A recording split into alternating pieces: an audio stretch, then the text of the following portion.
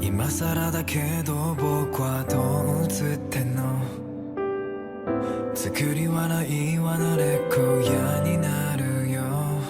押し殺した本音、気持ちは傷だらけ。それでも探す答え、朝まできっと全て心の中を奪われたいよ。しびれてゆく前に見つけたいんだ自分を。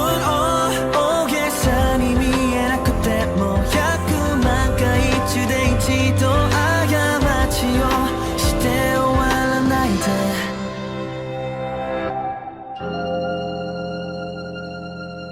残酷な世界に全ての愛に埋もれたいよ。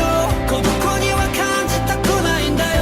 ありのまま愛してくれる人が見えたらない。もう世界で一人だけじゃないと信じて傷つけ合っても見失う心を気づいて。昔の理想に裏切られそう、思い